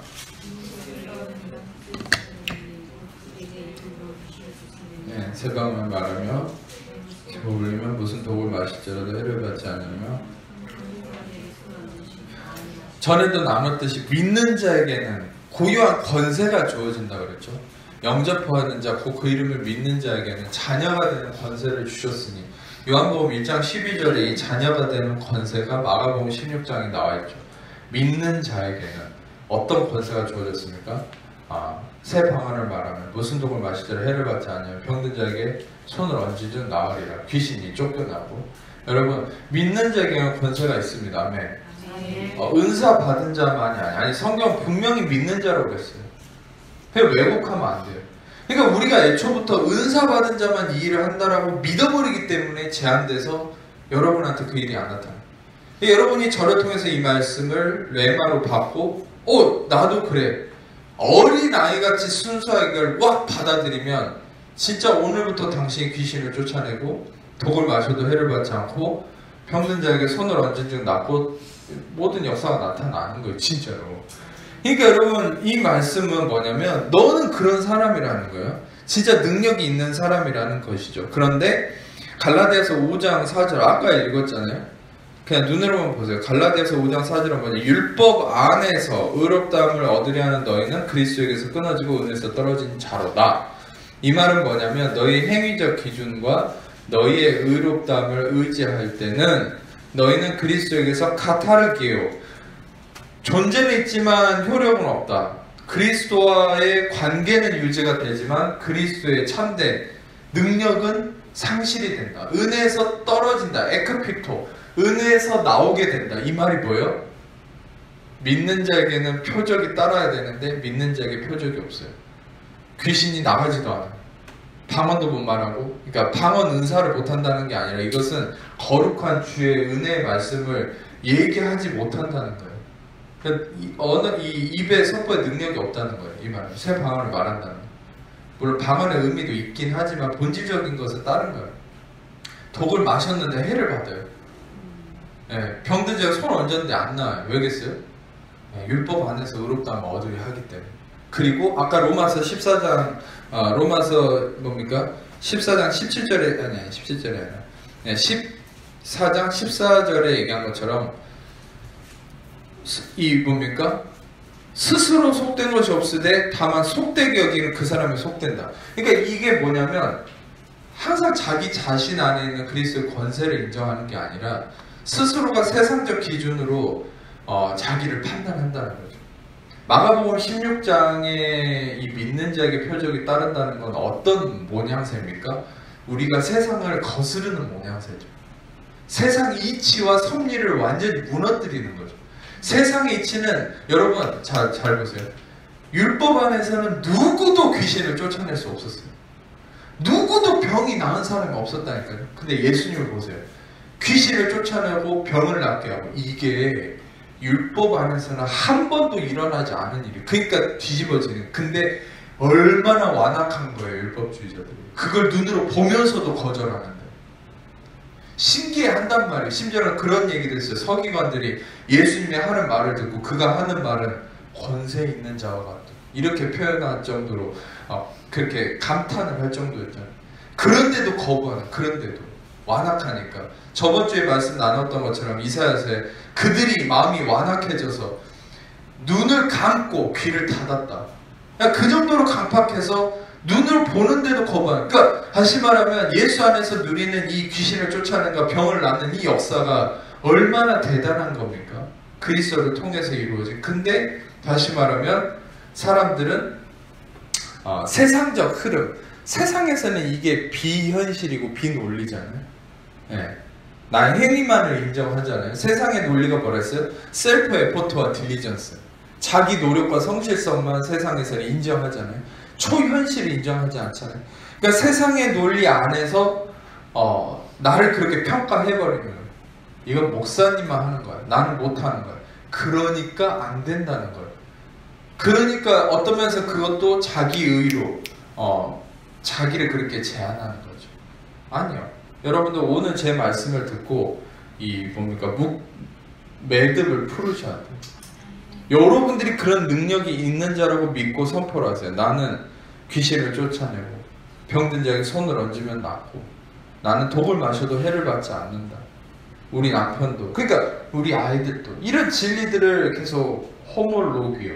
계속 입으로 선포하라는 거예요. 네, 아멘. 아멘.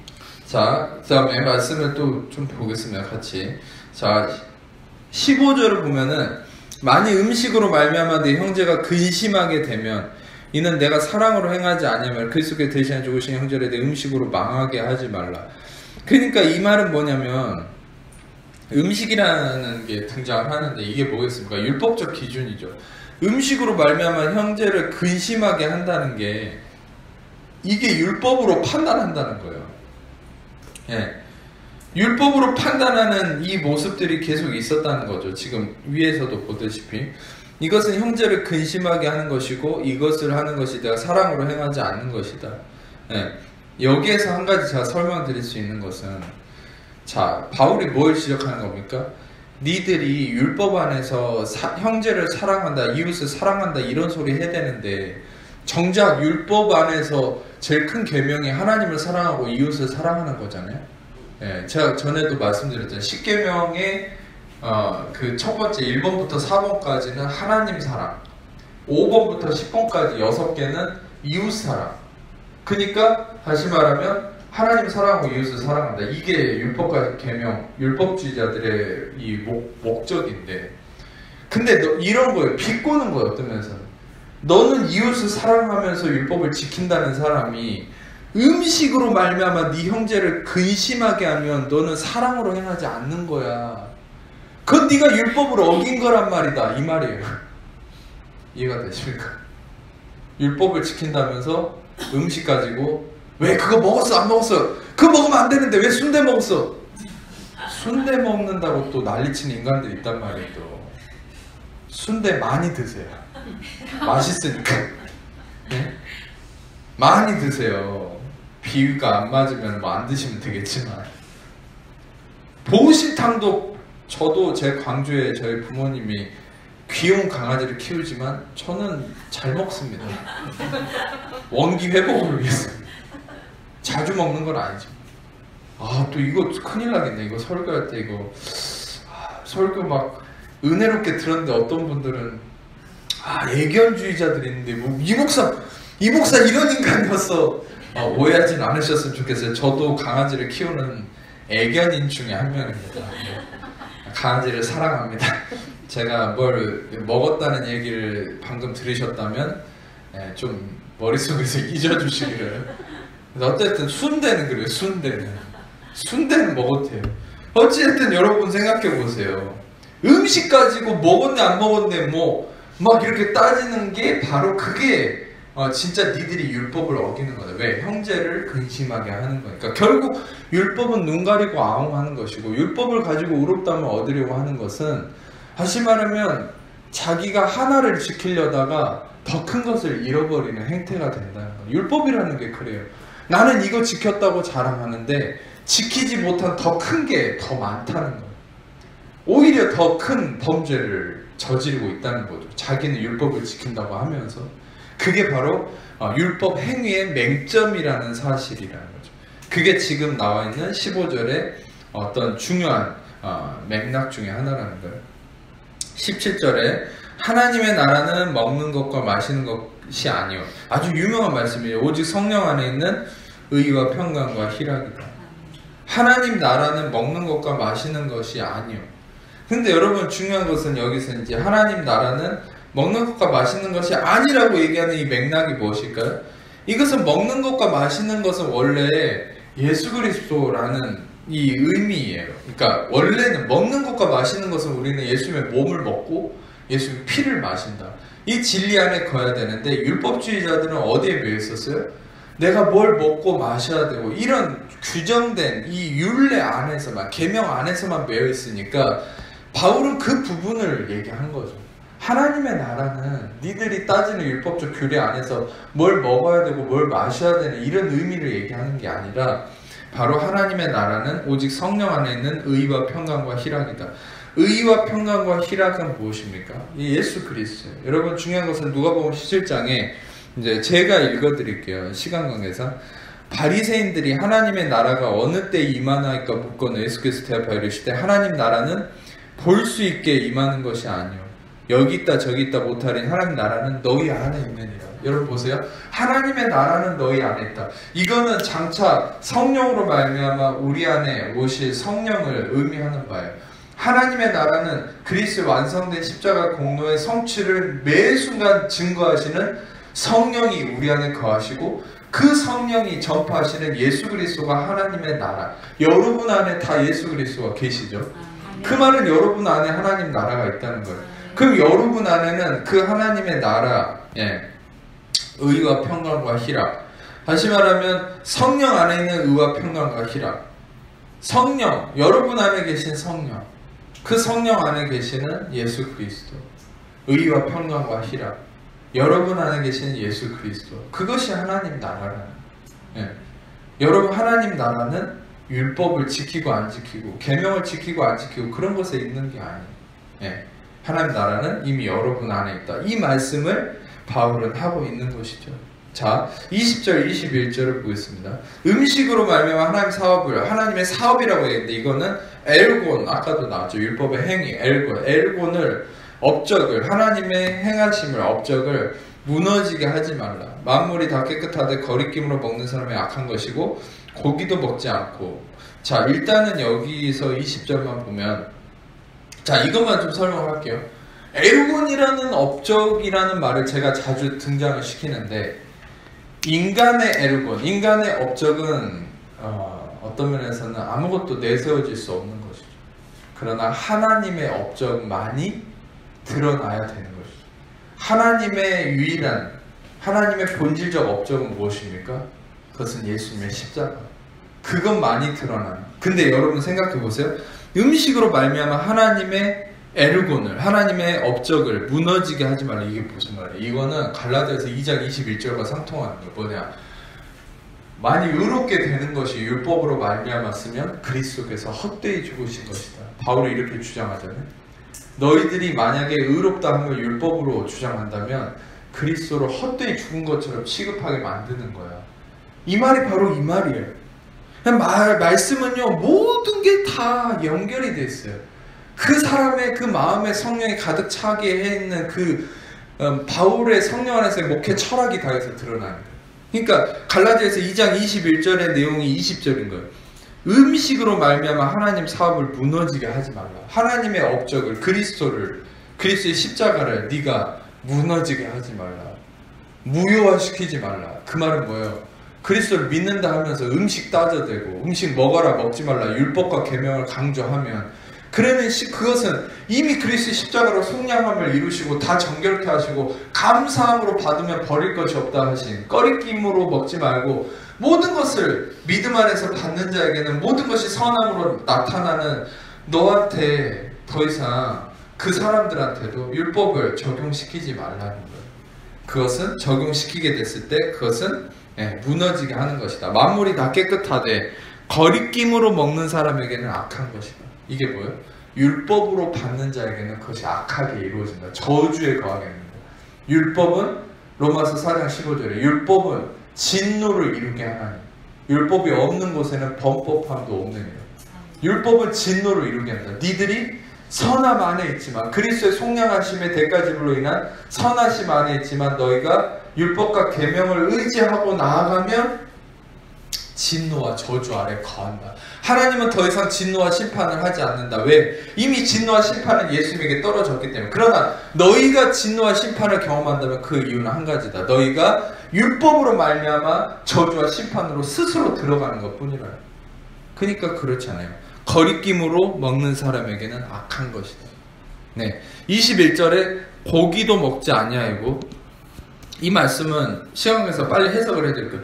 고기도 먹지 아니하고 포도주도 마시지 아니하면서 무엇이든지 내 형제로 거리끼게 하는 일을 아니함이 아름다워.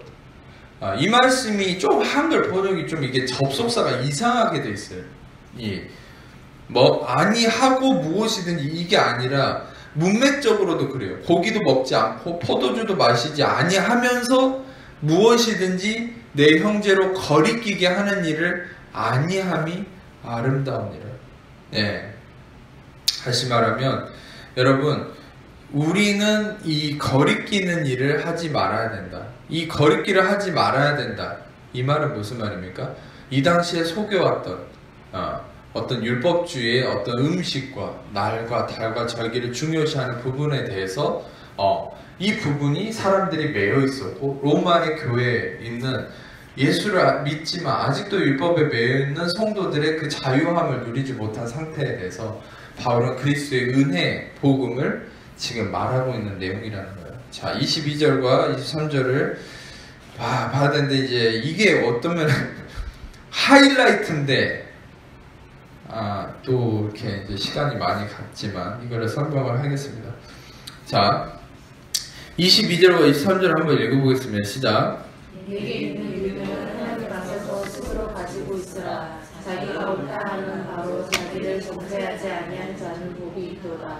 의심하고 없는 자는 정죄되었나니 이는 믿음을 따라 하지 아니하였기 때문이라. 믿음을 따라 하지 아니하는 것은 다 죄니라. 자, 내게 있는 믿음을 하나님 앞에서 스스로 가지고 있으라. 자기가 옳다 하는 바로 자기를 정죄하지 아니하는 자는 복이 있도다. 저는 이 말씀에 대한 계시를 바꿔서 깜짝 놀랐어요. 깜짝. 그리고 성경의 신비로움을 다시 한번 깨달았는데, 22절의 내용이 그대로 나와 있는 게 창세기 2장 16절에서 17절. 창세기 2장 16절에서 17절 여러분도 상상하지 못했을 거예요. 이런 말씀과 이 말씀이 연관이 된다는 거예요. 그러니까 성령님의 이 인도하심은 놀라운 거죠. 같이 읽겠습니다. 16절과 17절 시작. 여호와 하나님이 그 사람에게 명하여 이르시되 동산 각종 나무의 열매는 내가 이리로 먹되 선악을 알게 하는 나무의 열매는 먹지 말라. 내가 먹는 날에는 반드시 죽으리라 하시니라. 자, 동산 각종 나무의 열매는 마음대로 먹어라. 이 말은 마치 무엇과 연상이 되지 않습니까? 임으로 먹어라. 그 말은 뭐예요? 뭐든지 먹으란 말인데 꺼리낌으로 받지 않으면 모든 것이 선하다. 너희가 감사함으로 받으면 버릴 것이 없다. 그러니까 뭐든지 다 하나님이 허용하셨다는 거예요. 동산에서. 그런데 보세요. 그 가운데 먹지 말라 하는 선악을 알게 하는 나무가 있었다는 것이죠. 자, 이 말은 뭘까요? 하나님은 모든 걸 먹어도 된다 그랬어요. 그럼 우리가 거해야 될 장소는 모두 먹어도 된다는 그 안에만 있으면 돼요. 근데 인간의 저주는 뭐예요?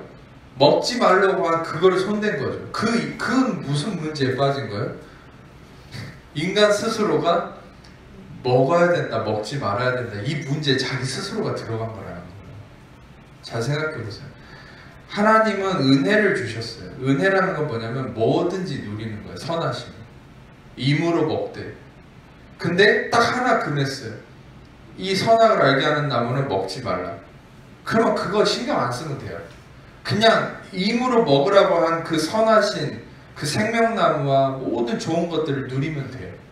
근데 인간이 선악과를 딱 먹는 순간 어떤 존재가 돼버려요. 어떤 운명에 빠졌냐.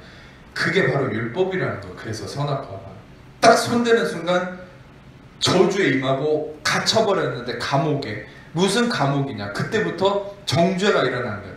먹어라, 먹지 마라, 먹어라, 먹지 마라. 이 감옥에 갇혀버려요. 인간은 선악과를 손댄 순간. 그러니까 생각해 보세요. 이 말씀과 같이 로마서 14장에 내게 있는 믿음을 하나님 앞에 스스로 가지고 있어라. 자기가 옳다 하는 바로 자기를 정죄하지 아니하는 자는 복이 있도다. 내게 있는 믿음이라는 게 뭐예요? 이게 바로 예수 그리스도의 선하신 은혜를 의미하는, 이거를 그냥 가지고 누리라는 거예요. 스스로 가지고 있으라. 이걸 놓치지 말라는 거예요. 근데 자기가 옳다 하는 바로 자기를 정죄한다는 게 뭐예요? 선악과에 빠지는 거예요. 율법에 매이는 거예요. 옳고 그름 안에 갇혀버린다는 거예요. 이게 선악과를 먹는 행위였어요.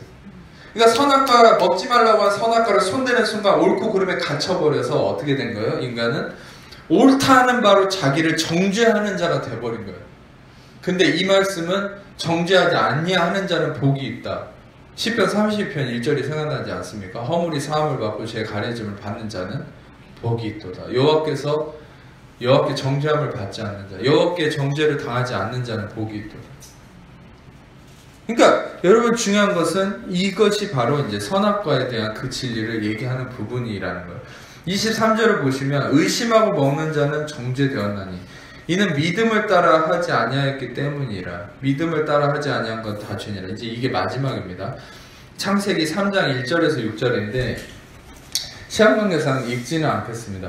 창세기 3장 1절에서 6절을 한번 보겠습니다. 1절에서 6절을 펴보시면 이게 이제 뱀이 그 여자를 꼬드기는 유혹하는 장면이잖아요.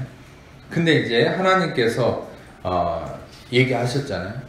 선악을 알게 하는 나무는 먹지 말라. 먹는 날에는 반드시 죽는다. 그랬는데 뱀이 이제 동산 나무의 이 뭡니까? 1절에 보면 동산 모든 나무의 열매를 먹지 말라 하시더냐. 이렇게 이제 꼬드기죠. 그러니까 뱀에게 여자가 동산 나무의 열매를 우리가 먹을 수는 있지만 중앙에 있는 나무의 열매는 먹지도 말고 만지지도 말라. 죽을까 하노라. 그러니까 이것부터가 이제 지금 자 보세요. 이것도 아주 중요한 묵상 포인트인데 벌써 마귀랑 대화를 하면요. 그러니까 우리는 마귀랑 대화를 할 존재가 아니에요. 마귀는 우리의 대화 상대가 아니에요. 진리를 선포함으로 쫓아내야지. 왠지 아세요? 잘 보세요. 마귀하고 대화를 하니까 하와가 하나님께 명령받은 말이 이상하게 바뀌어버렸어요. 하나님은 먹지 말라. 먹는 날엔 반드시 죽는다고 그랬는데 여기서 이상하게 만지지도 말란 말을 첨가시켜버려요. 예. 그러니까 보세요. 이 장을 보면은, 자, 이 장에 아까 여러분들이 봤잖아요. 먹지 말라. 먹는 날에는 죽으리라. 이 말만 했는데 갑자기 지는, 하와는 뭐라냐면 만지지도 말라. 갑자기 이상하게 첨가가 돼버려요. 그리고 죽을까 하노라. 이 말이 돼요. 예, 웃기지 않습니까? 그러니까는 죽는다고 그랬으면 반드시 죽는다고 그랬다. 근데 마귀한테는 또 죽을까 하노라. 이게 뭐예요? 죽을 수도 있고 안 죽을 수도 있다고. 그러니까 이게 바로 미혹당한 거예요. 이미 미혹당한 거예요. 이미 마귀를 상대하는 순간 이 진리의 관점에서 아니야. 예수의 이름으로 나는 하나님이 먹지 말랐으니까 나 안 먹어야 돼. 너 꺼져. 이렇게 했어야 되는데 대화를 지금 마음을 열고 해버린 거예요. 그러니까 마귀가 벌써 미혹의 영이 들어와가지고 생각을 사로잡아 버리니까 이상한 헛소리라는 거예요. 지금 만지지도 말라고 그랬다. 또 죽을까 하노라 이러면서 하나님 말씀을 희석시켜버려요. 가볍게 만들어버려요. 이게 바로 이제 여기부터 문제가 시작된 거예요. 이미 대화를 시작한 것부터가 문제예요. 실상 마귀랑 쫓아내야 될 존재인데. 네. 근데 자 보세요. 뱀이 여자에게 이르되 너희가 결코 죽지 아니하리라. 야, 하나님하고 한 말이 똑같아. 아니 반대, 완전히 반대. 하나님은 무트 히브리어로 무트 타무트 이게 뭐냐면 죽고 또 죽는다는 거예요. 그건 반드시 죽는다. 근데 뱀은 로라고 하는 이 히브리어 부정어를 붙여가지고 무트 이게 뭔지 아세요? 절대 안 죽는다. 마귀는 항상 하나님이 하신 말씀과 완전히 반대. 절대 안 죽는다. 이렇게 얘기하죠. 그러면서 뭐랍니까? 그것을 먹는 날에는 눈이 밝아져서 하나님같이 되어서 선악을 알죠. 하나님이 아신다. 그래서 다시 말하면 교묘하게 이 하나님이 인간을 위해서 금해 놓은 영역을 마치 마귀는 어떻게 속이냐면 그것을 하나님 스스로가 자기만 누리는 것을 원해가지고 니들이 그것을 누리면 아까우니까 하나님이 뭔가 자기의 영역을 침범하지 않으려고 자기를 보호하려고 너희한테 숨긴 거야. 이게 뭐예요? 하나님에 대한 왜곡, 하나님을 오해하게 만드는. 여러분 보세요. 여러분들이 은혜 복음을 경험하면서 제일 많이 경험한 게 뭐예요? 하나님에 대한 오해가 풀리잖아요. 율법은 하나님을 왜곡시켜요. 그 율법을 마귀가 이용해요. 마귀나 하나님을 왜곡시키고 오해하게 만드는. 네, 지금도 똑같죠. 근데 여자가 그 나무를 본즉 보암직도 하고 먹음직도 하고 지혜롭게 할 만큼 탐스럽기도 해서 열매를 따먹고. 그러니까 자, 이 말씀을 보시면은 자, 이것만 좀 설명할게요. 선악과는 보암직도 하고 지혜롭게 할 만큼 탐스럽기도 한 나무다. 이 말이 왜 나와 있을까요? 그만큼 달콤하다는 거예요. 우리 육신을 자극하는 율법이라는 것은. 그러니까 어떤 면에서는 여러분이 율법을 쫓아갔던 그 율법적 교리의 그런 모습들이 편했는지도 몰라요. 어떤 면. 그러니까 은혜 복음을 들으시면 어느 부분까지는 와 은혜롭다 대단하다 이렇게 하지만 굉장히 그 순식간에 율법으로 돌아가는 경우가 많아요. 나도 모르게. 왜? 율법이 육신적으로 되게 편하니까. 그리고 해라 하지 마라 그게 되게 단순하고 생각할 거리가 없으니까. 그러니까 그게 이제 우리에 대한 유혹이라는 거죠. 자, 제가 이 말씀을 왜 보여드렸냐면 의심하고 먹는 자는 정죄되었나. 이 말씀을 표면적으로 보면 이렇게 오해되기 쉬워요. 이 말씀의 의미가. 의심하고 먹는 자는 정죄되었다. 그 말은 뭐예요? 다시 말하면 의심하지 말고 먹어야 된다. 이런 식으로 이제 표현이 좀 될 수 있다고 생각하는데 저는 좀 더 진리의 깊은 관점에서 이 말씀을 나누고 싶은 거예요. 하나님의 계시에 의해서. 그게 뭐냐?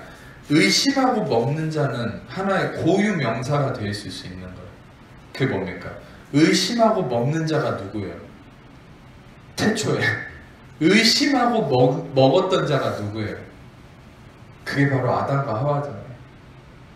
믿음으로, 다시 말하면 믿음 안에서 하나님이 주신 것을 누린 것이 아니라 의심하고 먹는 자.